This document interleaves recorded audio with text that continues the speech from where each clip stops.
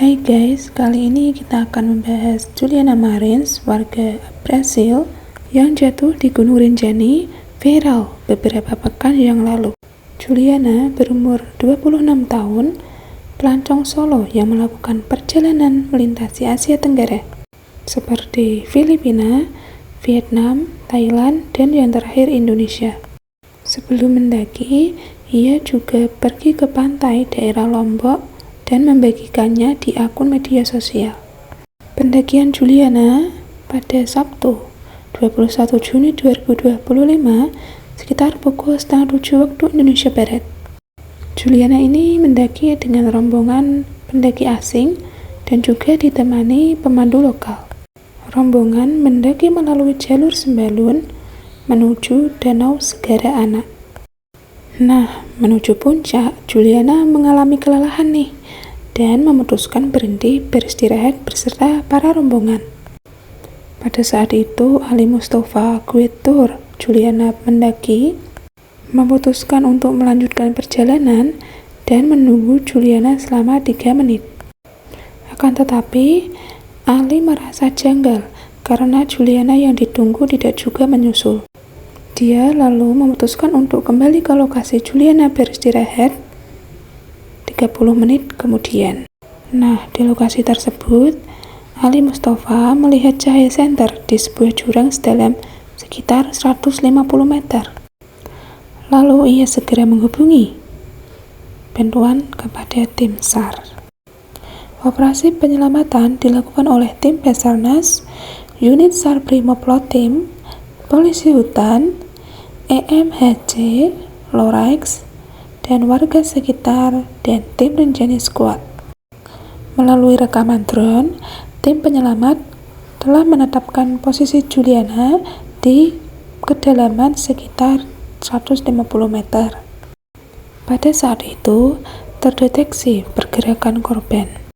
Namun, tim belum dapat melakukan penyelamatan langsung karena keterbatasan peralatan dan kondisi ekstrim, seperti medan terjal, kabut tebal, pasir vulkanik yang rapuh, dan cuaca buruk serta angin kencang. Tanggal 22 Juni, Juliana ini tidak lagi berada di posisi awalnya. Posisinya diidentifikasi pada kedalaman sekitar 600 meter. Tim penyelamat ini sudah melakukan upaya ekstra guys. Akan tetapi lereng yang curam, cuaca yang tidak dapat diprediksi, dan jarak pandang terbatas membuat lambannya evakuasi Juliana. Pada hari itu juga, Beli Air juga menawarkan bantuan helikopter untuk melakukan pemantauan dan evakuasi. Namun belum diterjunkan karena menunggu koordinasi resmi. Tanggal 23 Juni, helikopter SAR dari Jakarta tiba dan melakukan pengawasan dari udara, tapi belum bisa mengevakuasi karena awan tebal dan faktor teknis penerbangan. Bantuan helikopter ini dipertimbangkan guys, karena kondisi yang tidak aman, tetapi akhirnya dikesampingkan untuk hal kemanusiaan. Kemudian hari Selasa 24 Juni, hari keempat, tim SAR akhirnya berhasil mengevakuasi jasad Juliana dari dasar jurang. Saat proses evakuasi berlangsung, jalur pendakian ditutup sementara untuk menghormati korban dan mempermudah proses evakuasi. Dari data forensik RSUD Bali Mandara, hasil pemeriksaan ditemukan luka-luka geser dan lebam hampir di seluruh tubuh korban.